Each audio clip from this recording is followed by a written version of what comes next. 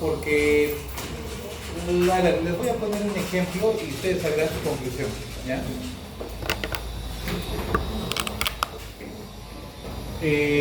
Nos llega a la emergencia un paciente varón que tiene 70 años.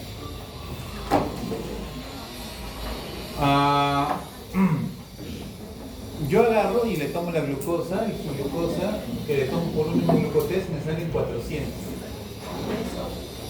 ¿Cuánto es lo normal de glucosa? Lo normal de glucosa va de 70 a 110. Hay una hiperglicemia, ¿ya? Diabético. Y de repente por ahí yo le tomo la presión arterial y la presión arterial me sale que está en 60/40. Y el abuelito no reacciona, no está medio con sueño, no reacciona, muy letárgico. Y yo digo, bueno, como la presión está baja y el componente de la presión arterial es igual a ¿qué? Gasto cardíaco por la resistencia vascular periférica, y este tiene dos componentes, que es la frecuencia cardíaca, volumen sistólico y ya está. Entonces yo me hago una pregunta, quiero subir la presión arterial. Entonces, veo que su frecuencia cardíaca del paciente estaba más o menos en 100. ¿Sí? ¿Me convendría subir la frecuencia cardíaca? No, porque si lo llevo a 120, va a venir lo que llamamos disminución de la diástole. O sea, la capacidad del corazón de llenar también es contraproducente. O sea, tiene un tope. Doctor, tiene 200 de frecuencia. ¿Ustedes creen que va a haber una diástole que va a permitir que se llene? No. Y ahí viene una insuficiencia cardíaca diastólica por no llenado, por mucha velocidad. ¿Estamos de acuerdo? Entonces, creo que este componente no lo voy a usar. Tengo dos componentes. O aumento el volumen, ¿no?, del sistema, o aumento la resistencia vascular periférica. O los dos, si quieren. Entonces agarra uno y dice, muy bien, ¿saben qué? Métele 500 mililitros de cloruro de sodio por la vena, canalízale y pásale. Y le pasamos 500 y le tomo la presión, y la presión me sale 90/50. ¿Qué les parece? Hemos pasado 500 mililitros de cloruro de sodio, solo fisiológico. Y la presión sube a 90/50. ¿Qué les parece? Doctor, sí funcionó. Funcionó, aumenté el volumen sistólico y mejoró. Pasa 10 minutos y otra vez la presión cae a 60/40. Y ustedes dicen, ¿y ahora qué hacemos? Otros 500. Le pasamos otros 500 mililitros y la presión vuelve a subir a 90/50. ¿Sí? Pasa otros 10 minutos, le tomas la presión y otra vez cae 60/40. Y ahí hemos metido 1 litro. Pregunta, ¿le seguimos metiendo volumen? No, pues si no me funcionó, ya no voy a usar este, ya no uso este, ¿qué me queda? La resistencia vascular periférica. Entonces, el medicamento que usamos nosotros se llama norepinefrina, ¿ya? La norepinefrina es un medicamento, una catecolamina, ¿ya?, que ayuda a mejorar y hace que mi vaso haga esto, una vasoconstricción periférica, ¿sí? Le pongo nitroglicerina a dosis de titulación y logro que la presión llegue a 110/70. ¿Qué les parece? Genial, ¿no? Entonces, ¿he trabajado con este componente? No, porque no me convenía. ¿He bajado volumen? Sí, ya le metí volumen, pero no me funcionó mucho. Le mejorado la resistencia vascular periférica, sí, y la presión está genial. ¿Sí? Claro, doctor, ya se tiene el interno. Ya lo dije, ya está, la presión está ok. A ver, vamos a ver, tu paciente pasa media hora y la presión vuelve a caer a 60/40. Yo le digo, ya, pues ¿dónde está? Ya, doctor, subamos la dosis, más norepinefrina. Y la presión vuelve a subir a 120/80. Y en el interno dice, ya ve, doctor, ya le he subido más. Pasa una media hora más y la presión vuelve a caer a 80/50. Entonces tú te haces la siguiente pregunta, ¿y ahora qué hago? No funciona esto, ya trabajamos todos los 3 componentes. ¿Qué está pasando? ¿Qué más hacemos? Lo que acabo de enseñarles, doctores, es el manejo que hacemos en el hospital de la hipotensión, del shock. Si un shock no te responde a fluidos, tienes que usar algo que te aumente la resistencia vascular periférica. En este caso, tú tienes que hacerte la siguiente pregunta. La resistencia vascular periférica depende de cómo estén los vasos, ¿me dejo entender? ¿Quién se encarga de que pase este fenómeno de vasoconstricción? El músculo liso que tiene los vasos. Entonces mi músculo liso está ahí rodeando, entonces cuando el músculo liso se contrae, ¿qué pasa con el vaso? Ya está. Entonces yo me hago la siguiente pregunta. La norepinefrina está obligando a los músculos lisos a que se contraigan. ¿Estamos de acuerdo? Pero ¿qué pasa si esta célula, que es una célula muscular, está comenzando a entrar en disfunción? Es decir, esta célula no está funcionando como debe ser. Así tú le metas toda la cantidad de norepinefrina que tú quieras, ¿tu célula va a funcionar? No. Entonces, un principio que van a aprender ustedes es de que ustedes pueden aplicar todo el conocimiento, apliquen las guías que ustedes quieren, pero si tú no le das condiciones a las células de tu cuerpo para que puedan defenderse, tus células tarde o temprano van a colapsar. En pocas palabras, tu músculo liso, ¿qué va a hacer? En vez de contraerse, ¿qué va a hacer? Se va a relajar. ¿Y qué pasa con la presión? Va a seguir cayendo. Entonces, doctor, ¿qué es lo que quiere enseñarme? Que si yo le doy una célula, un medio interno óptimo, todo funciona, doctores, todo. Mis fármacos, mi tratamiento, mis medicamentos, todo funciona. Doctor, el paciente falleció. A veces fallece por la enfermedad o a veces fallece porque tú como médico no entendías cómo estabilizar su medio interno. ¿Sí? Entonces, doctor, ¿qué es el medio interno? Es las condiciones más óptimas que van a rodear una célula para que tenga su máximo potencial. ¿Sí? ¿Estamos de acuerdo? Entonces, doctor, ¿y eso se puede hacer? Sí se puede hacer. A ver, cuando le tomaron el AGA a este paciente, su pH de este paciente estaba en 6.9. ¿Ya? Su bicarbonato de este paciente estaba en 4. Y su presión parcial de CO2 estaba en 14. En pocas palabras, está haciendo una acidosis metabólica. ¿Ya? Entonces, a alguien se le ocurre y dice, doctor, y si corrijo su medio interno, hay que corregirlo. Se hacen las correcciones y lo llevamos al pH a 7.3. Y adivinen qué pasa con la presión. La presión comienza a subir y le vamos quitando eso. ¿Por qué pasó eso, doctor? Porque al darle un pH óptimo a la célula, ¿qué creen que hace el músculo liso? Se contrae y el paciente mejora. ¿Qué creen que va a pasar con el músculo cardíaco si le doy el pH más óptimo? De lo que estaba en 6.9, el pobre miocardio, el miocito que está ahí tratando de funcionar con un pH de 6.9, lo lleva un pH de 7.3. ¿Cómo va a funcionar ese miocito? Mucho mejor. ¿Cómo va a ser su frecuencia cardíaca? Mucho mayor. ¿Cómo va a ser la resistencia vascular periférica? Mejor. ¿Sí? Entonces, doctores, esto lo que quiero mostrarles aquí es de que no todo es fármaco, no todo es hidratación, sino es célula. ¿Qué tenía este paciente? Si tenía glucosa alta y tenía acidosis, ¿qué estaba haciendo? Una cetoacidosis diabética. ¿Qué es lo que necesitaba este paciente? Primero, corregir el pH y segundo, corregir básicamente lo que producía cuerpos clínicos y era darle insulina. Entonces, y así, doctores, cada paciente que nos llega al hospital lo razonamos así. Doctor, ¿en qué tiempo? En segundos. Tu cerebro en ese momento juega con todo esto y da una terapéutica. Doctor, ¿y cómo se consigue eso? Con el tiempo, ¿no? Es algo que lo van a conseguir muy rápidamente. Pero lo que quiero que entiendan que el medio interno es las condiciones más óptimas que tú le das a una célula para que tenga su máximo potencial de funcionalidad. Yo les hago una pregunta. ¿La célula funciona mejor en pH alcalino o ácido? Alcalino. Por eso que nuestro pH es 7.4, no es 7. ¿Ya? Y si yo lo llevo a 7, a la célula, doctores, entra en disfunción. Hay una literatura que menciona que si mi pH, por ejemplo, está menos de 7.25, ya mi célula comienza a funcionar mal. ¿Sí? Si llega a 7.0, ya entra en disfunción. En pocas palabras, ya falla. Si llega a 6.8, la célula muere.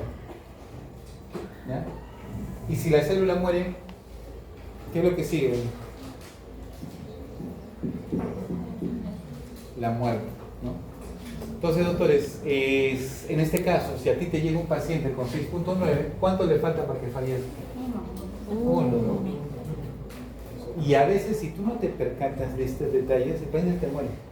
Doctor, pero yo hice todo lo que usted me dijo, le puse el fluido, le puse la norepinefrina, Sí, pero no te percataste que el pH estaba bajo y hagas lo que hagas no va a funcionar. En este caso, Torres logró mejorar el pH y el paciente mejoró la presión y dejó la norepinefrina y el paciente se salvó. ¿Ya? Entonces, vamos a entender un poco el medio interno porque no solamente es pH. El medio interno también es volumen, el medio interno también son electrolitos, osmolaridad, todos los componentes necesarios que necesita una célula para sobrevivir. ¿Sí? Bien, vamos a empezar, doctores, así es que inclinen sus rostros y vamos a orar.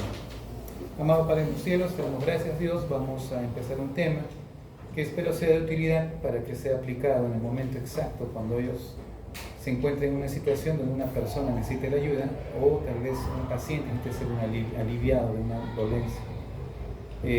Que usen este conocimiento, Señor, en el momento propicio que tú determines. Agradecemos, Señor, todo esto en el santo nombre de tu Hijo amado Jesús.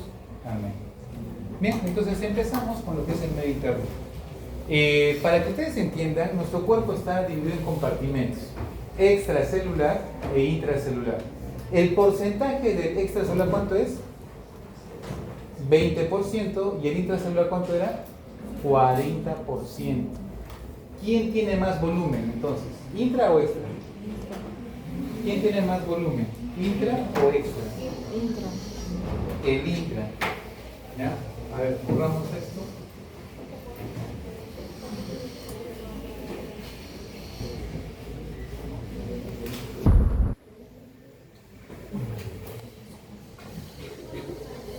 ¿Los que han hecho cardio? Ya. Entonces, recuerden que dentro de los compartimentos que manejamos nosotros tenemos dos compartimentos, que es el líquido extracelular y el líquido intracelular. Este representa el 20% del agua de tu peso y eso representa el 40% de tu peso. ¿Sí? Por eso dicen que el agua corporal total es el 60% de tu peso. ¿Estamos de acuerdo? Doctor, el líquido extra y el intracelular tienen osmolaridades. Pregunta, ¿las osmolaridades de ambos compartimentos son iguales o son diferentes? ¿Cuál es la respuesta? Pregunta, ¿son iguales o son diferentes? Son iguales, son diferentes. La porción de iones sería diferente, pero los químicos de cada generan. No, por eso, ¿qué es osmolaridad? Ustedes que han hecho química. A ver, vamos a escoger al azar. No, yo no voy a escoger. Doctora, díganme un número de 1 al 10. 7. 7. ¿Derecha o izquierda? Derecha. A su derecha. Ya está. 1, 2, 3, 4, 5, 6, 7. Y a la derecha. Su compañero. Sí, ¿qué es la osmolaridad? La capacidad de difusión de un medio a otro. La capacidad de difusión de un medio a otro. Obviamente el agua. Ya. Ya, ahí puede ser. La osmolaridad interviene, sí. ¿Alguien puede decirme la definición? Porque hay varios términos: osmolaridad, normalidad. Sí, hay varios términos. Pero básicamente la osmolaridad. La concentración de solutos en un medio de solución, doctor. Ya, la concentración de solutos en un medio de concentración que sería el solvente. Ya está. Solutos. ¿Sí? Entonces, Miren, ya, por eso, solutos. ¿Ya? Yo tengo una molécula tengo un átomo, un elemento que es sodio. ¿Sí? Tengo acá mi sodio. Y acá tengo mi glucosa, que es más complejo. ¿Sí? La glucosa si tú ves la glucosa es mucho más complejo, es una molécula mucho más estructural. ¿Sí? ¿Estamos de acuerdo? Yo tengo acá 100 sodios y ya tengo acá 100 glucosas. Pregunta, ¿cuántos solutos tengo acá? 100. ¿Cuántos solutos? 100. ¿Cuántos solutos tengo acá? 100. Entonces, la osmolaridad te dice es la cantidad de solutos disueltos en un solvente, que en este caso sería el plasma, si hablamos de extracelular, o si hablamos dentro de la célula sería su contenido. Ya estamos de acuerdo. Entonces, a la osmolaridad no le interesa el tamaño, Sino la cantidad. no el tamaño, no le interesa el peso, sino la cantidad de solutos. ¿Estamos de acuerdo? Yo puedo tener 100 sodios en un lado y puedo tener 100 glucosas en otro lado, pero osmóticamente, en un litro, digamos, acá en un litro, pero osmóticamente son idénticos. ¿Estamos de acuerdo? Sí. Entonces, ¿qué sucede, doctores? Que si yo modifico la osmolaridad de un lado al otro, ¿qué es lo que va a pasar con el agua? El agua se va a mover a donde hay mayor osmolaridad. ¿Estamos de acuerdo? Entonces, ahora por simple lógica y razonamiento, acá es el 20% del agua y acá es el 40% del agua. ¿Estamos de acuerdo? Entonces, el agua ya adquirió un equilibrio, ya se quedó ahí. Para que el agua se quede aquí en un 20 y acá en un 40, significa que ya no se está movilizando ni de acá ni para acá. Se ha quedado ahí. Pregunta, ¿por qué acá tengo 40% de agua y acá tengo 20? Ya, quiere decir que acá hay más solutos y acá hay menos. Pero osmóticamente, ¿cómo van a estar los dos? Iguales. ¿Ahora se entiende? Mientras mi osmolaridad esté idéntica en ambos compartimentos, significa que no se mueve el agua. Pero doctor, ¿por qué hay más agua? Sí, porque tiene más solutos. Y al tener más solutos, se queda con más agua. Por eso es que acá el 40%. ¿Cuál es el soluto más abundante que tiene una célula? Las proteínas. Porque recuerden que los ribosomas son los encargados de producir proteínas. Y a más proteínas tengas, ¿qué va a pasar? Más agua vas a tener. Pero no solamente es el agua, doctores. Hay otros componentes, como ustedes que han hecho el efecto de Gibbs-Gonner, ¿no? Que lo dominan a la perfección, que lo han hecho en biofísica. ¿Ya? Entonces vamos a ver, miren. Hay diferencias que quiero que entiendan ustedes. El líquido extracelular, que está formado por el plasma y el intersticio, por si acaso hay dos componentes. El extracelular los vamos a ver en dos compartimentos. Uno que son los vasos sanguíneos del plasma y este es el intersticio. ¿Sí? Dice en literatura de Guyton que acá es el 5%, que sería el plasma, y acá sería el 15%, que es intersticio. Así se divide. ¿Cuál es el componente más abundante que tiene el extracelular como elementos? Básicamente, sodio. Y como carga negativa, cloro. Son los más abundantes. Entonces, el cloruro de sodio es más abundante en el extracelular. ¿Qué otro componente tengo? Bicarbonato. Potasio tengo en muy mínima cantidad.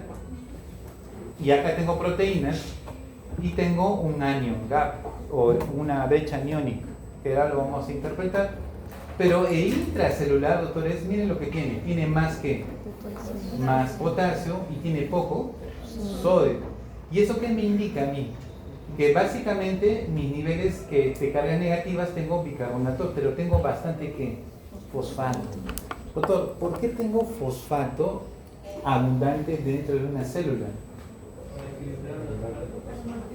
Aparte, para equilibrar las cargas, también tengo bicarbonato, pero tengo fosfato.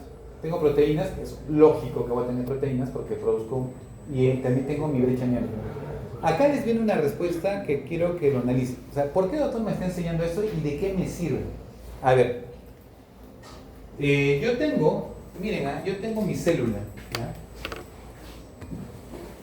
Mi pobre músculo liso que va a ser mi vasoconstricción para hacer mi resistencia muscular periférica, y luego va a ser vasoconstricción. Entonces, y su pH de mi sangre está a 7.4. ¿Estamos de acuerdo? ¿Cómo funciona mi célula?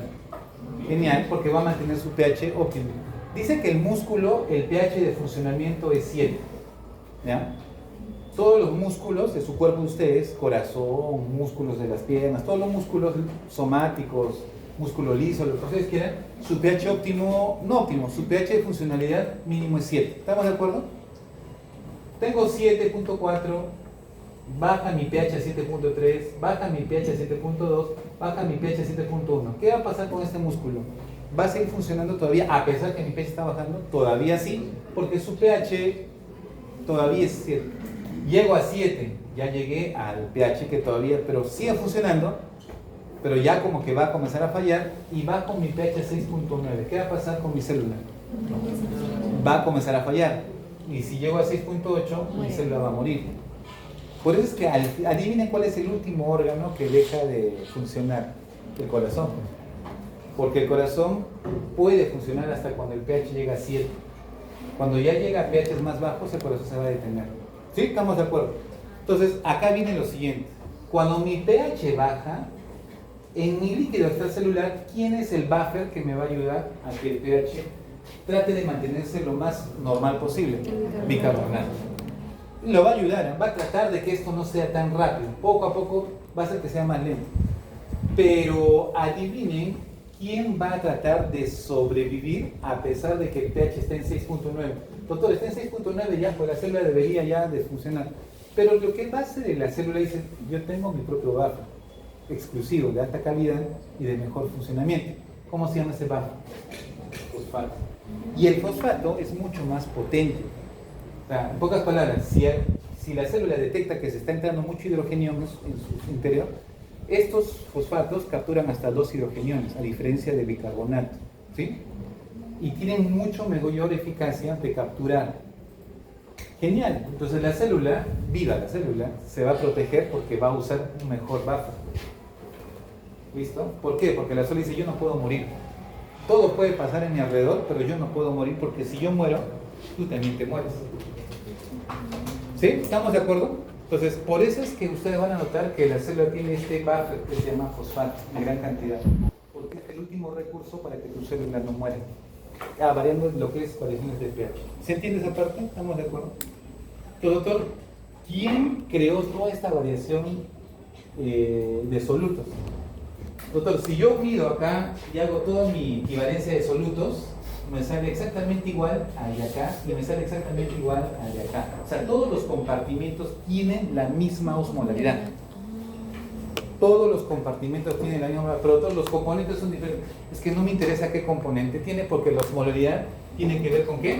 Con solutos. Independientemente si acá es una proteína, si acá es un fosfato, acá es un potasio, acá es un sodio o es un bicarbonato. ¿Me dejo entender? Mientras tengan la misma cantidad de solutos los compartimentos, no la misma cantidad, sino que tengan la misma osmolaridad los compartimentos, el agua se va a quedar en esa distribución. Ya, ahora, ¿por qué se pasó este fenómeno? ¿Por qué tengo más potasio en la célula intracelular y tengo menos potasio en el extracelular? ¿Quién creen que será el primer responsable? ¿Quién habrá hecho esta variación entre la célula y el extracelular? ¿Quién le mete potasio a la célula? La bomba. ¿Qué bomba? Sodio, potasio, TPasa. Le mete potasio y ¿qué le saca? Sodio.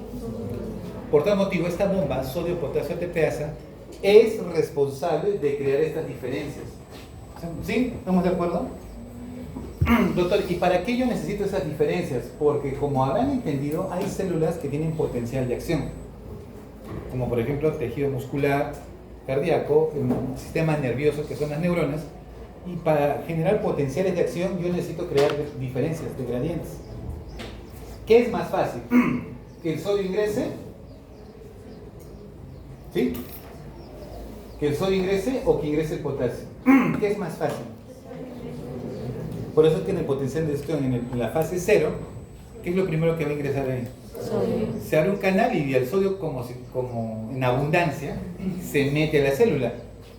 ¿Me dejo entender? Y se genera el potencial de acción. Una vez que ya termina la fase 0, viene una fase de pico, la caída y después viene la meseta, porque ahí entra el calcio. Después de la meseta viene la parte del potasio. ¿Qué va a pasar con el potasio? Como entraron muchas cargas positivas, la célula tiene que descargar cargas positivas y saca el potasio. Y el potasio sale en la fase 3. Y comienza la que le llamamos repolarización. Ustedes ya han hecho cargas, que eso para ustedes debe sonar como algo muy fácil. ¿Ya? Y hacen la repolarización. Y después viene la fase 4. ¿Quién actuaba ahí? La bomba sodio, potasio, TPasa, porque dice un ratito, ya hemos generado el potencial, todo se ha movido, ahora reordenemos otra vez. Sacamos el potasio, metemos al sodio y X motivo. ¿Sí? ¿Me dejo entender? Este juego es importante que exista porque necesito que los compartimentos sean diferentes. ¿Sí? ¿Estamos de acuerdo? Ahora, no solamente es responsable la bomba sodio, potasio, TPasa, también son responsables las proteínas. Y ahorita vamos a ver ese efecto con el efecto Gibbs-Donan, ¿ya? Vamos a ver un poquito lo que es el efecto Gibbs-Donan. ¿Alguien sabe? ¿Puede levantar la mano y decirme qué es el efecto Gibbs-Donan? Dale, Yanira linda. Ya están en segundo, van a pasar al otro ciclo, van a llegar al tercero, y como sus compañeros que ahorita ya están en quinto, no saben cómo han llegado, pero ya han llegado. Ya, vamos. A ver, les planteo, creo que con mis gráficos es más interesante. Les planteo lo siguiente, yo tengo dos compartimentos, similares, idénticos, ¿sí? Acá le vamos a poner 100 sodios.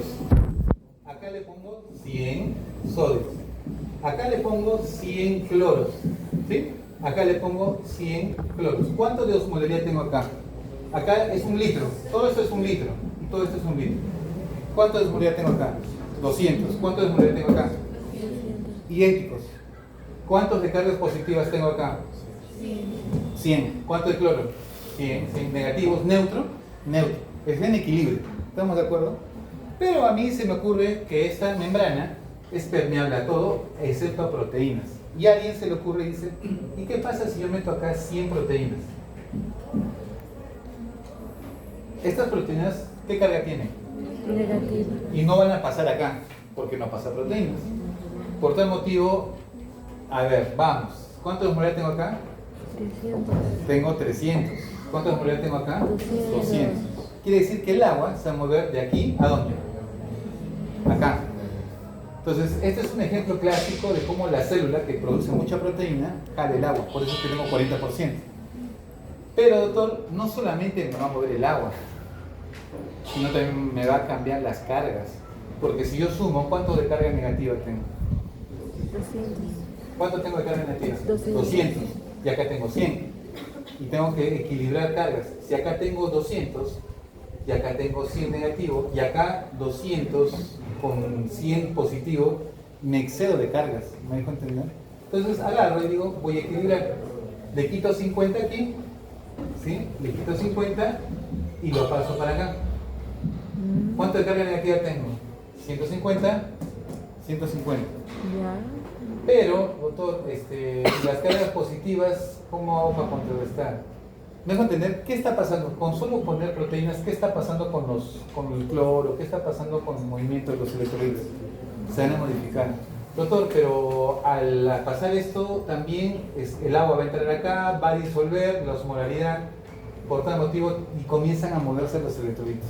El efecto Gibbs-Dunning dice que cuando tú metes proteínas que no pueden pasar a otro compartimento, te modifica la distribución de todos los electrolitos, tanto en cargas como en concentración. ¿Estamos de acuerdo?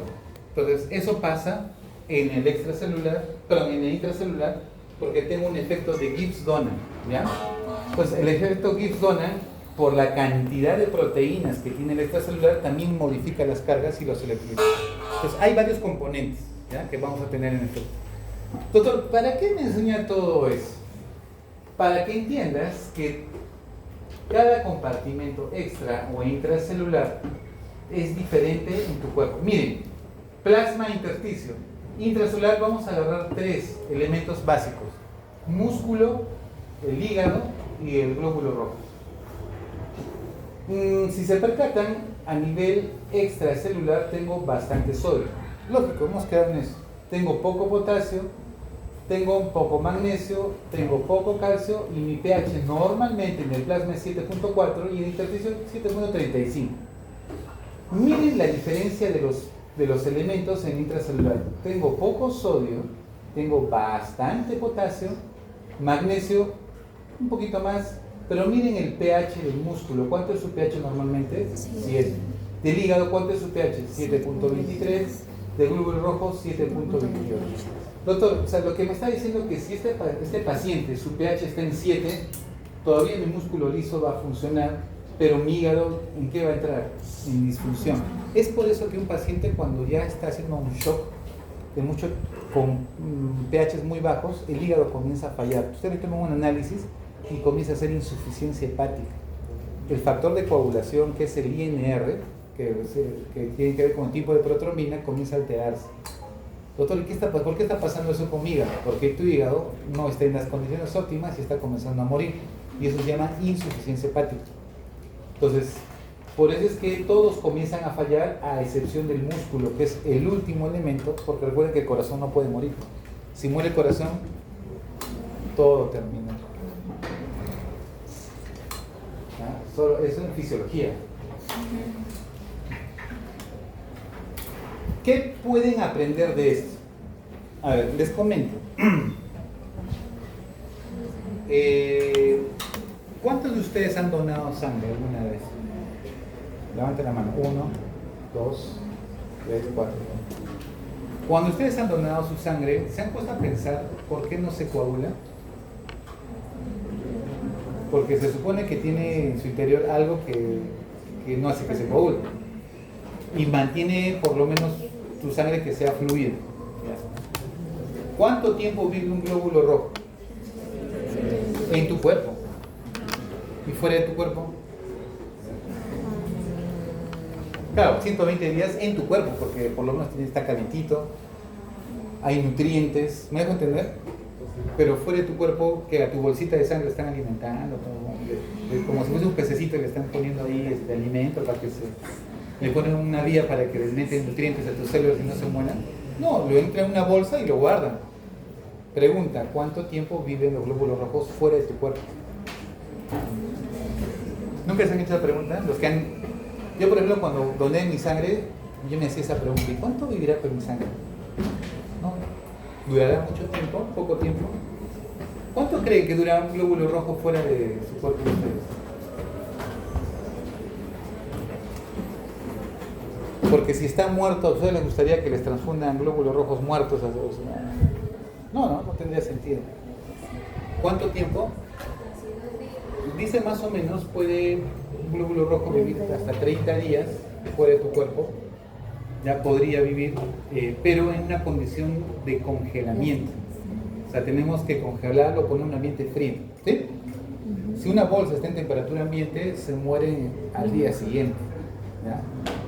Doctor, ¿por qué me está enseñando esto? Porque a más tiempo pase una bolsa de transfusión, ¿qué creen que va a pasar con su membrana de la célula? Va a envejecer, ¿sí? Y va a ser, a ver, mi bolsita de transfusión de un día y mi bolsita de transfusión de 20 días.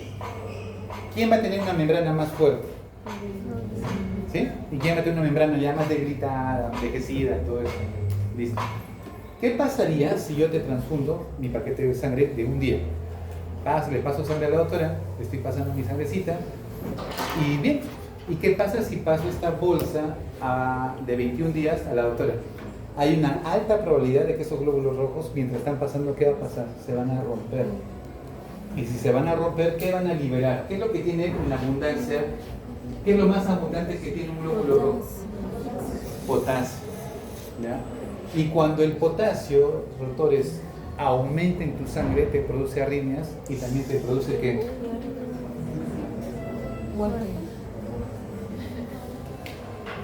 Doctor, o sea, ¿qué dice que por una transfusión puedo matar a una persona? ¿Sí? Ya, tengan mucho cuidado. ¿Por qué, doctor? Porque si, a ver, normalmente no pasa eso, por si acaso, ¿ya? Pero les pongo un ejemplo.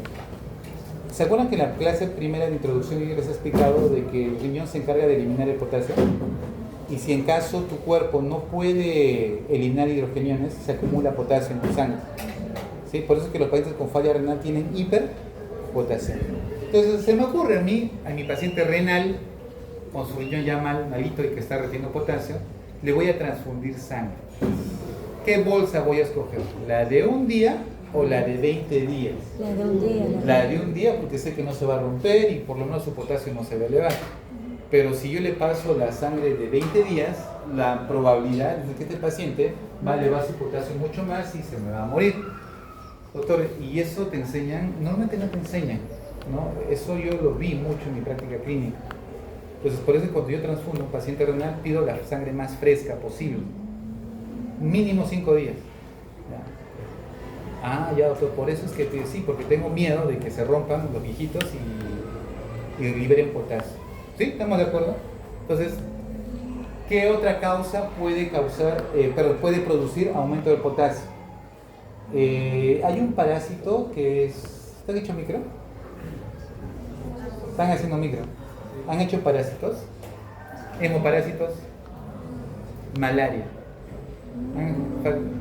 Falciparum. Plasmodium. Falciparum. ¿No? El plasmodium le gusta meterse dentro de los glóbulos rojos.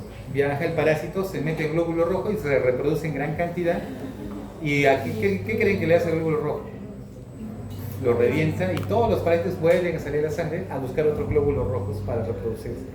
Y así va rompiendo y rompiendo los glóbulos rojos. ¿Qué creen que va a pasar con los niveles de potasio de estos pacientes? Van a aumentar y pueden fallecer.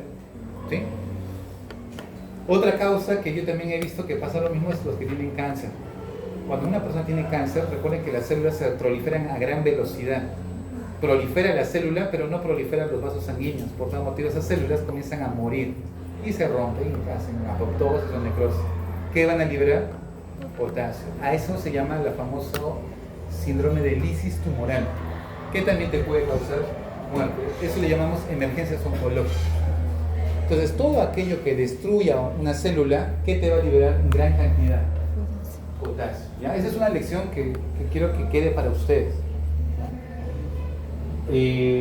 Porque a veces me vienen mi interno y me dice, doctor, el potasio está alto, pero uno, mira, así me dicen, el potasio está alto, pero él no tiene falla renal. ¿Por qué se le va a subir el potasio? O sea, en su cerebro solamente es potasio alto, falla renal, porque así le enseñaron. Y yo le pregunto, ¿por qué crees que se sube el potasio? Se pone a pensar y dice, ¿por qué se ha subido el potasio? Ahora, señor, ¿usted ha comido alimentos que... A ver, ¿qué alimentos tiene potasio? Plátano. ¿Usted come plátano? ¿Usted ha comido jugo de naranja? ¿Usted ha comido papitas fritas? No sé. No. Entonces no es por el alimento. ¿Qué creen que puede condicionar que aumente el potasio? Destrucción de células. ¿Sí? ¿Estamos de acuerdo? Busquen algo que esté destruyendo las células. Eso es fisiología, doctor, que sea aplicativo, ¿ya? Y las cargas negativas, doctor, ¿qué me podría usted aportar? Básicamente aquí lo que quiero que entiendan es que lo más abundante dentro de un músculo, ¿quién es? El fosfato. Y qué casualidad que es abundante solamente en el músculo. Porque recuerden que el músculo es el principal órgano que genera movimiento. Mientras tu cuerpo se mueva, todavía va a estar vivo. Mientras tu cuerpo no se mueva, tu corazón no se mueva, va a estar muerto. Es por eso que el fosfato es más abundante dentro de la célula. ¿Sí? Bueno, ¿para qué más? A ver, ya. ¿Qué es el anion gap? Eso sí, necesito que quede claro. ¿O qué es la brecha aniónica? A ver, para que se entienda, doctores, ustedes tienen lo siguiente. Se supone que por cada hidrogenio que yo tengo debe haber un bicarbonato que lo debe contrarrestar, ¿sí? Y mantengo el equilibrio. Un hidrogenión, un bicarbonato. Un hidrogenión, un bicarbonato. ¿Cómo yo puedo producir acidosis? O sea, en pocas palabras, ¿cómo yo puedo producir acidosis? Doctor, yo puedo producir acidosis o incremento más hidrogeniones, ¿sí? ¿Sí? Aumento hidrogeniones y no es suficiente con la caída del carbonato y ya produzco acidosis. O la otra opción es de que yo tengo mi hidrogenio, pero he perdido el bicarbonato. Si pierdo el bicarbonato, va a abundar más hidrogeniones. Entonces, para producir una acidosis tienes dos formas. O incremento los hidrogeniones, o disminuyo a quién? Al bicarbonato. Ambos eventos me va a producir. Para eso me sirve la brecha aniónica, o el anion gap, para determinar qué fenómeno es el que está pasando. O está aumentando mis hidrogeniones, o está perdiendo bicarbonato. A ver, doctor, quiero entender un poco este asunto. Se supone que un ácido fuerte es este. ¿Sí? Ustedes han hecho ácidos, ¿no? Débiles, fuertes, todos los tipos de ácidos. Cuando un ácido se disocia, este es un ácido, ¿sí? En su fase no activa, pero cuando se disocia así. Un anión y un hidrogenio. ¿Sí? ¿Estamos de acuerdo? Cuando se disocia un ácido, se disocia en un anión y en un hidrogenio. Quiere decir que si mi sangre está más ácida, ¿qué voy a tener? Más aniones. No sé si me dejo entender. A más disociación de un ácido voy a tener más hidrogeniones, pero también ¿qué voy a tener? Más aniones. ¿Sí? Doctor, entonces quiere decir que si mi brecha aniónica comienza a crecer, indirectamente, ¿qué te está diciendo? Que estás produciendo ¿qué? Más ácidos. Si no, tu brecha no crecería. ¿Por qué, doctor? Porque por cada ácido que disocia un hidrogenio, ¿qué te está quedando? Un anión. Y si mis aniones están aumentando, significa que este anión ha liberado más hidrogeniones porque está más ácido. Entonces la brecha aniónica me dice eso. Doctor, y si mi brecha aniónica es normal, significa que esta persona no está produciendo más ácidos. Lo que ha hecho que su cuerpo esté más ácido es que está perdiendo ¿a quién? Al bicarbonato. ¿Ya? Entonces, vamos a entender un poquito ese punto de lo que es el anion gap. El anion gap viene a ser la diferencia de las cargas positivas menos las cargas negativas, y esto me genera una diferencia de cargas negativas no medibles. No las podemos medir porque son abundantes, son de diferentes tipos, pero sí los podemos agrupar y eso se llama la diferencia aniónica o brecha aniónica o anion gap. ¿Sí? ¿Estamos de acuerdo? ¿Cómo se calcula? Esta es la fórmula tradicional. El sodio más el potasio menos las cargas negativas, que es el cloro con el bicarbonato. ¿Cuánto debe ser el valor? Siempre menor de 12. Siempre menor de 12. La fórmula actual que usamos nosotros le hemos quitado al potasio. O sea, ¿cuál sería la fórmula entonces?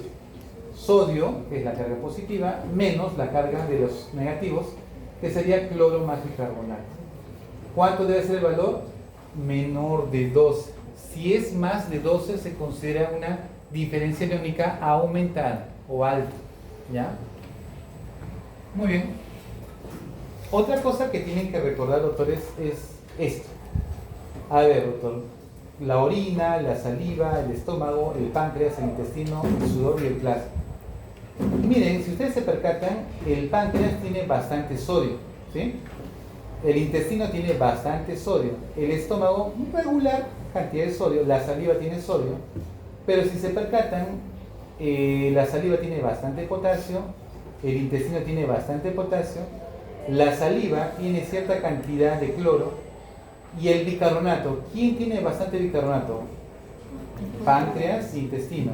La saliva también, por eso es que la saliva es más alcalina, ¿sí?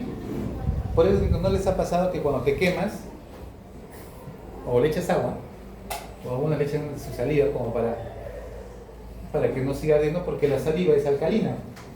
Si te cae algo ácido, la saliva puede contrarrestar un poquito lo que está quemando. El estómago, de hecho, que es ácido, y el páncreas es mucho más alcalino. Lecciones de vida. Hace años, el año 1992, hubo una epidemia acá en el Perú, la epidemia del cólera. ¿Han escuchado alguna vez? ¿Suena? ¿Sus papás les han contado? Yo no tuve la oportunidad de verlo porque yo estaba estudiando todavía en el primario, 92, 98, primario. Estaba todavía en quinto de primaria, creo, para ser. Ya. El detalle que yo me acuerdo que las noticias decían que la gente moría en los hospitales. Adivinen cuánto de diarrea hacían estos pacientes. Mis maestros me contaron que vivieron ese poco. 4 litros. No hacían 4 litros. Llegaban a hacer hasta 18 a 20 litros de diarrea. ¿Se imaginan hacer 18 a 20 litros de diarrea? Una deshidratación terrible. Y era así, dice que llegaba el paciente, le ponían las vías, lo hidrataban, un litro y 4 litros de diarrea. Pasaban otros 2 litros y otros 4, o sea, nunca compensaban, porque metían 2 litros y hacía 4. Metían otros 2 litros y hacía 4, y siempre en déficit de 2 litros menos, y el paciente moría. ¿Qué hicieron los doctores? 4 vías, es decir, ponían por cada pierna y por cada brazo un litro y pasaban 4 litros, y con eso compensaban. Hasta que el antibiótico haga su efecto y mate en este caso, a la bacteria que estaba produciendo esa toxina que producía diarrea. Y así sobrevivían. Al comienzo se les morían los pacientes. Y todos se preguntaban, ¿pero por qué se murió el paciente? A ver, cuando te da diarrea, tú te pones a analizar y saber, cuando me da diarrea, quiere decir que mi intestino va a eliminar estos electrolitos. ¿Qué está botando? Sodio, potasio, cloro. ¿Sí? Mi páncreas también bota contenido ¿a dónde? A mi intestino. Y si me da diarrea, ¿qué voy a perder? Sodio, potasio y cloro. ¿Qué otro elemento voy a perder? Bicarbonato. Y oh sorpresa, páncreas e intestino me da la mayor cantidad de bicarbonato comparado con los otros compartimentos. ¿Qué creen que le pasaba a los pacientes que tenían diarrea? ¿Qué perdían en gran cantidad? Bicarbonato. Bicar. ¿Y qué es lo que desarrollaban si perdían bicarbonato? Acidosis. Entonces, estos pacientes los hidrataban, pero no se percataban que estaban su cuerpo haciendo más acidosis, hasta que su pH llegaba a 6.8. ¿Y qué pasaba? Y acá en Perú surgió la solución polielectrolítica. Los médicos en esa época comenzaban a razonar y decían, ¿pero por qué está muriendo? ¿Pero por qué está haciendo acidosis? Es el bicarbonato, claro, está perdiendo bicarbonato. Y crearon una solución donde tenía sodio, potasio, cloro y bicarbonato. A eso le llamaron la solución polielectrolítica. Y cuando la prepararon, ya no se morían los pacientes con cólera. Al comienzo todos se morían, pero después ya no. Doctor, ¿y eso qué nos enseñó? Que la medicina es así, es dinámica. ¿Y ustedes creen que esos doctores no se hubiesen dado cuenta de eso si no hubiesen estudiado fisiología, hubiesen entendido todo eso? No lo hubiesen visto. ¿Me dejo entender? Por eso es importante, doctores, que ustedes tengan conocimientos para que cuando suceda un evento que nadie lo pudo resolver en su momento, ustedes tienen que crear la solución. Ahora, si han aprendido las cosas de memoria, en eso ustedes tampoco van a poder solucionarlo. ¿Estamos de acuerdo? Entonces, ¿entienden? Entonces, doctor, quiere decir que si me viene un niño con diarrea, ¿qué creen que va a desarrollar? Acidosis. ¿Ya? Eso, por favor, ténganlo presente. Toda persona con diarreas abundantes va a desarrollar acidosis. Vamos al revés, doctor, yo no tengo diarrea. Yo soy una persona que está viniendo porque he comido algo y estoy que vomito. Si yo vomito, ¿qué estoy perdiendo? Aparte de la saliva, ¿qué estoy perdiendo? Contenido del estómago. ¿Y qué es lo que yo tengo en gran abundancia en el estómago? No tengo bicarbonato, tengo que hidrogeniones. Y si yo comienzo a vomitar los hidrogeniones, ¿con qué me voy a quedar? Con bicarbonato. ¿Y qué voy a producir? Alcalosis. Un ejemplo de vómitos abundantes son las gestantes. Eso se llama emesis gravídica. O sea, gravídico significa gestante. No, hay mujeres que se enteran que están embarazadas y comienzan a vomitar. El embarazo les choca. Yo creo que hay un componente, aparte hormonal, sí, pero hay un componente psicológico. Es un componente psicológico. Yo ya lo he demostrado varias veces. Por ejemplo, tuve una compañera que estaba tranquila, feliz y contenta, y en eso, vamos a vernos, hacer un chequeo, y estaba embarazada. Para esto ya tenía 12 semanas de gestación. Estaba 12 semanas, ya está más o menos grandecita. Entonces, cuando ella se entera, se quedó así como que no lo aceptaba. ¿Sí? Estamos de acuerdo. Porque no estaba casada, tenía su novio, pero ella tenía planes para el futuro. Pero ella está embarazada. Y al día siguiente, los 2 días, vino por vómitos. Yo me hacía la siguiente pregunta. Si durante esas 12 semanas que no pensabas que estabas embarazada, estabas tranquila, ¿qué cambió en 2 días? El embarazo sigue siendo el mismo. Es la aceptación, ¿no? Es la aceptación, es el estrés, la ansiedad que le generó. Entonces, y comenzó a vomitaba, hizo una hiperemesis gravídica, hizo una alcalosis, y toda alcalosis te produce hipocalcemia y comenzó a adormecerse el cuerpo, comenzó a tener mareos y tuvieron que hospitalizar. Eso por consecuencia de los múltiples vómitos. ¿Qué perdió en los vómitos? Aparte que pierdes, pierdes sodio, potasio, cloro, lo más que vas a perder son hidrogeniones. ¿Estamos de acuerdo?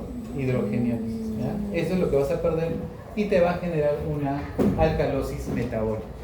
Entonces, doctor, quiere decir que si yo conozco los compartimentos, conozco sus componentes, cuando me enfrente a algo que pierda, yo tengo que reponer esa pérdida.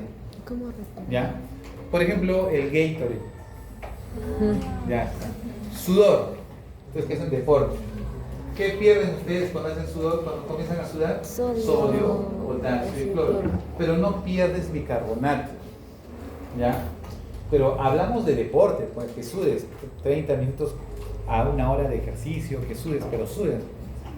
No porque has corrido un poquito, ¿no? Hay gente que yo veo que se compra su Gatorade, no hace ejercicio, pero le gusta el sabor y se toma su Gatorade. Yo digo, pero si no hace ejercicio, ¿qué estás reponiendo? ¿Para qué tomas tanto sodio, potasio, cloro? Sí. Eso solamente fue diseñado para deportistas o personas que hacen actividad física, por si acaso, ¿no? Por si acaso. Bien, doctor, ¿y si yo tuviese diarrea, me convendría tomarme un Gatorade? a tomar agua pura. Claro, yo he visto gente que se hidrata con agua mineral. Tengo que tomar agua, dicen, ¿no? Comienzo a tomar agua, pero el agua que tiene cloruro de sodio, si es que tiene un poquito de sal, me refiero, ¿no? Algunos aguas minerales, ¿me llaman? Agua San Mateo, creo que es mineral, porque hay agua de mesa, que es agua pura, que no tiene ni un electrolito. Entonces, ¿te imaginas tú que te hidrates sin nada de electrolitos? ¿Qué es lo que va a pasar en tu cuerpo? Vas a perder sodio, potasio, te vienen calambres, adormecimiento, somnolencia, y hay abuelitos que se duermen y no despiertan. Y uno dice, pero si lo he hidratado, doctor, le he dado agua. ¿Qué agua le has dado? Bueno, le he dado agua pura, ¿no? Por eso existen las sales de rehidratación. ¿Ahora han escuchado? Las sales de rehidratación, ¿no? Porque las sales de rehidratación justamente es que tienes que reponer sales. Bueno, pues ya saben preparar un suero casero, ¿no? ¿Cómo se prepara? Fácil. En un litro de agua le echas agua y sal, ya sé, pero ¿cuántas cucharitas de agua, de azúcar y cuántas cucharitas de sal?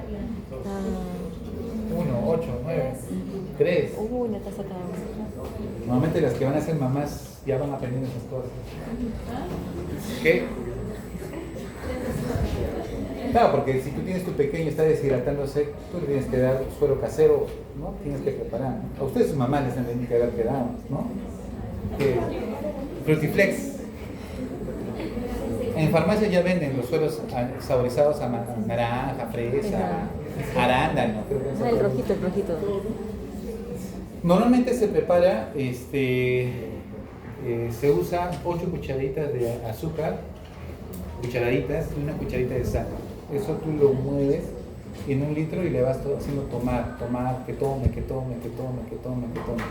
Pero nunca les damos agua pura, ¿sí? Tienes que reponer las cosas. Bueno, para eso me sirve este cuadrito porque me está mostrando la diferencia que tienen los diferentes compartimentos, ¿sí? Bien, lo mismo que hemos discutido y hemos visto. El efecto Gibbs-Donald, lo que les decía, yo le meto proteínas y estas proteínas que no pasan me modifican todo y me cambian la estructura, forma y distribución de las cargas. ¿Estamos de acuerdo? Y eso genera distribución del agua, porque el agua va a ir donde haya más solutos, porque hay mayor osmolaridad. Entonces, doctor, ¿quiere decir que estos compartimentos va a haber movimiento de agua? Sí, y ahí viene la que es la ley de Starling, donde ustedes ya lo conocen. Tenemos lo siguiente. A ver, yo tengo una presión hidrostática. Ustedes también tienen que haber hecho presión en cardio, imagino. Tengo una presión hidrostática, ¿ya? Y eso va a ser una presión a favor de la filtración, o le llamamos presión de filtración, ¿sí? Pero también puede tener unas presiones en contra. Y ahí viene la presión oncótica, porque hemos quedado que de las proteínas no van a pasar de aquí al intersticio, se queda acá. Entonces, una presión hidrostática a favor, una presión en contra, la oncótica. Pero doctor, el sistema no es perfecto, ¿ya? No es nada perfecto, porque siempre queda un poquito de líquido, ¿ya? Hoy día les voy a enseñar cómo yo razono el estudio de los edemas, ¿ya? Cuando me viene un paciente con edemas, tú tienes que entender esto de la ley de Starling, porque les va a ayudar a dar una terapéutica y una solución. A ver, miren, yo tengo mi vasito, ¿sí? Acá mi vasito, mi parte arterial y mi parte venosa, y esta sería mi capilar. ¿Estamos de acuerdo? Entonces viene mi presión hidrostática, y gracias a esta presión hidrostática yo tengo una fuerza de filtración, filtro. Una vez que ha pasado el líquido al intersticio, ese líquido tiene que regresar, y ahí entra la presión oncótica. ¿Estamos de acuerdo? Pero el sistema no es perfecto. Un ejemplo, si pasó 100, regresa a 98. ¿Cuánto ha quedado? 2. Y ahora, ¿qué hacemos con ese 2? Porque la siguiente, otra vez 100, 98, y se va acumulando los 2. No es que se acumule, tengo otro sistema. El linfático. Sistema linfático que se jala esos 2 y lo retorna otra vez al sistema. ¿Estamos de acuerdo? Y mi sistema siempre va a quedar ok. ¿Sí? Queda ok. Muy bien. Pero a veces el linfático exagera en su función y succiona. Es como una jeringa, no sé si a ustedes les ha pasado. Agarran una jeringa, le sacan la hoja, lo tapan de este lado y jalan el émbolo. Lo sueltan y ¿qué pasa? Se retorna. ¿Por qué? Porque creaste una presión negativa. ¿Sí? ¿Saben que es una presión negativa? Entonces jalo, presión negativa. A veces el linfático hace presión negativa, comienza a succionar y esta presión, que ya vamos a llamarle la presión del intersticio, se vuelve ¿qué? Negativa, porque el taque succiona, ¿no? Entonces, si es negativa la presión, quiere decir que esto va a ser una presión a favor. Pero ¿qué pasa si se obstruye mi sistema linfático? ¿Qué va a pasar con estos dos que quedan acá? Se va a acumular, acumular, acumular. ¿Y qué va a pasar con mi presión intersticial? Va a aumentar. Y al haber mayor presión, va a ser una presión más bien en contra, porque va a querer mandar líquido aquí. Entonces, la presión intersticial puede ser negativa o puede ser positiva. ¿Y quién es el responsable de que sea negativa o positiva? El sistema linfático. ¿Ya? A ver, bajo esta enseñanza, doctor, denme un ejemplo de edema. Imagínense ustedes, doctores, que me he desnutrido o he perdido mis proteínas y ya no tengo mucha proteína. Filtro. ¿Va a haber presión para que regrese? No. Si tenía que llegar a 98, llegará a ¿cuánto? 50. ¿Cuánto queda acá? 50. Es bastante, ¿eh? Entonces, ¿qué va a pasar? El líquido se va a acumular ¿en dónde? En mi intersticio. ¿Y qué le va a producir? Edema. ¿Qué tengo que hacer? Mejorar la presión oncótica. Tendré que darle proteínas. Mejora la presión oncótica y mi edema, ¿qué va a pasar? Desaparece o disminuye. Otra cosa, doctor, mi sistema linfático se ha obstruido. No funciona. Se va a ir acumulando y con el tiempo va a pasar ¿qué? Edemas. El término se llama linfedema. ¿Van a escuchar ese término? Linfedema. Ya está. Otra causa, doctor. Mi vena, que sigue acá, tengo la mala suerte que le metí un trombo. ¿Cómo se llama eso? Trombosis venosa profunda. Ya está. Hay un trombo. Bacán, filtro, mi presión oncótica se lo lleva, el líquido está avanzando y hay un stop, ya no avanza más. ¿Qué va a pasar con mi vena? Se llena de sangre. ¿Y qué pasa con mi presión aquí? Aumenta. ¿Y qué va a pasar con el líquido? ¿Va a poder regresar? No. ¿Y qué me produce? Edema. Por eso es que las trombosis venosas te producen edema. Doctor, tengo insuficiencia cardíaca. ¿Qué significa eso? Que tu corazón no puede mover los líquidos y aumenta tu precarga. Sí, ahorita ya me entienden, ¿no? En mi primer grupo, cuando salía términos así, como que sí, todo más lento, más lento. Con usted sí puedo correr, porque yo quiero entender que usted ya domina todos los términos cardiológicos. Si yo aumento mi precarga, también estoy aumentando la presión venosa. Y si aumento la presión venosa, ¿qué voy a producir? Edemas. Entonces, por eso en mi insuficiencia cardíaca tengo edemas. Doctor, y si es izquierda, ¿dónde va a ser el edema? En los pulmones, por eso viene edema agudo del pulmón o congestión pulmonar. Y es bien curioso, te llega el paciente así, no puedo respirar, viene el interno y dice, pero doctor, no hay edemas. Agarra y dice, pero no hay edemas. Y yo le digo, ¿y eso qué tiene que ver? Pues que doctor, para que haya insuficiencia cardíaca tiene que haber edemas. Eso es cuando es derecha, pero si es izquierda, el edema no va a ser en la pierna, el edema va a ser en el pulmón. Y me mira el interno y dice, ya sí, doctor, tenía razón, no vaya a cometer ese error, por si acaso. Ya, listo. Ya, ¿cuántos edemas hemos visto? Uno, la presión oncótica, otro, problema linfático, el otro, venoso, ¿sí? Y hay otro, ¿no les ha pasado a ustedes que viene una abeja, se para en su brazo y su brazo se pone así? O les ha picado un insecto y la cara, o a los varones que les gusta pelear, chocan deditos a la salida, ¿no? En el colegio, yo estoy en un colegio de varones, chocabas deditos a la salida y todos nos encontramos afuera para ajustar cuentas.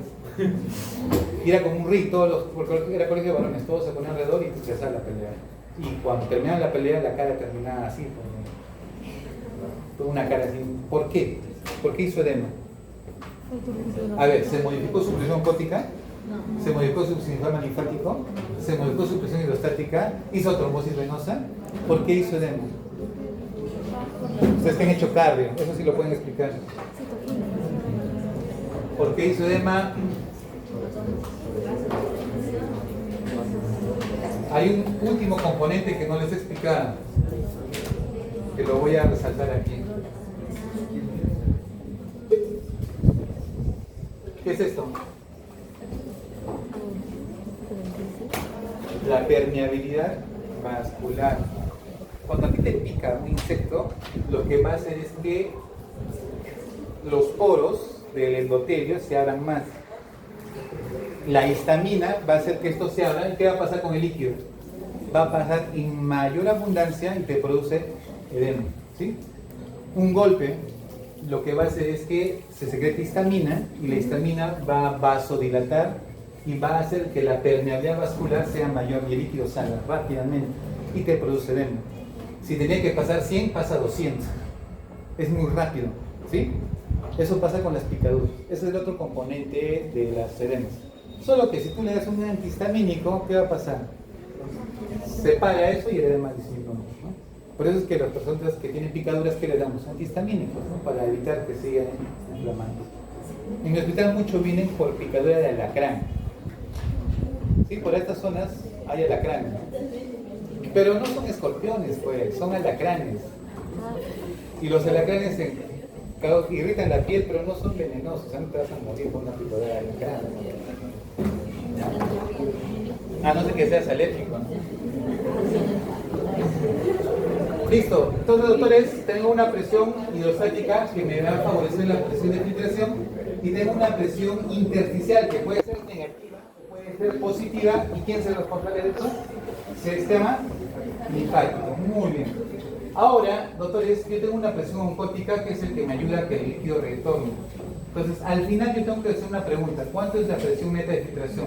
Tengo que sumar los de a favor con los que están en contra y me da una presión neta de filtración que siempre normalmente es positivo, que es la presión real que estoy teniendo yo, sumando todo esto, ¿no? Gracias a esta presión neta de filtración yo puedo determinar cuál es la fuerza de filtración final que yo tengo, que a veces va a ser mucho mayor y por eso se produce edema.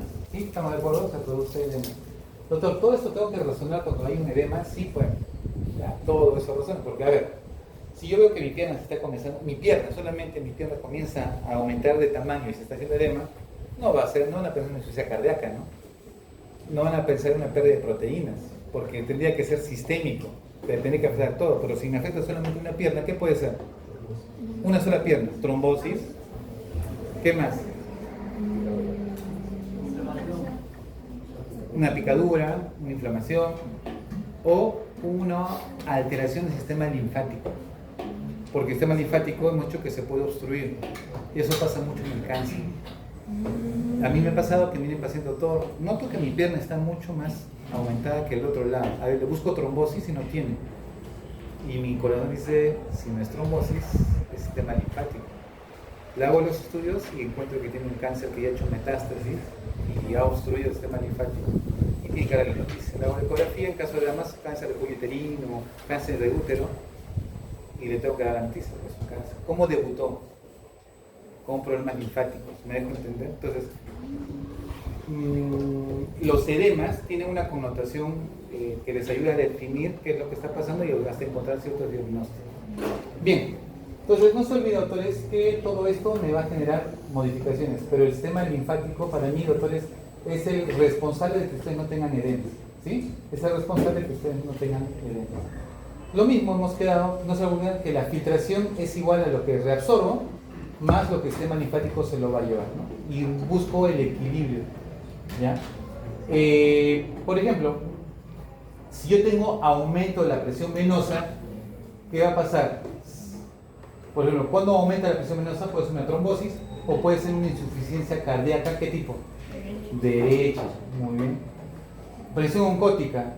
Disminuye mi presión oncótica, los cirróticos ya no producen albúmina, los que tienen síndrome nefrótico pierden proteínas, ¿ya? Intersticial, ¿qué puede hacer que aumente la presión oncótica, ¿ya? En el intersticio? Básicamente todo aquello que permita que pasen proteínas, ¿no? ¿Ya? Y por último, ¿qué hace que la permeabilidad al agua aumente? Ciertas toxinas de bacterias, histamina o quemaduras extensas. Cuando uno tiene quemaduras extensas, doctores, se pierde mucho líquido que se va al intersticio. ¿Y qué pasa con el vascular? Se queda sin mucho volumen. Por eso es que a los pacientes quemados se les considera grandes deshidratados y uno tiene que hidratarlos bastante, ¿no? Bien, preguntas hasta aquí, doctores.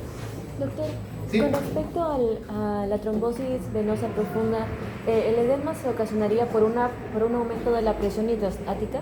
Sí, pero es una presión hidrostática retrógrada. Ah, porque acá viene una presión hidrostática, pero acá estás generando, viene una presión acá, más el sol de acá, la presión a este nivel va a ser alta. O sea, aumenta tu presión hidrostática. Gracias. Por si acaso, si el edema es por una trombosis, ahí no te funciona la furosemida, nada de eso. Tienes que anticoagulantes, por ejemplo, ¿no? Bien. ¿Preguntas hasta aquí, doctores? De que no deshidrataba. Ahora vamos a analizar un poquito este punto. Pérdida de electrolitos. O sea, no deshidrataba. A ver, doctores, tengo una mala suerte para ustedes, ¿sí? Agua de...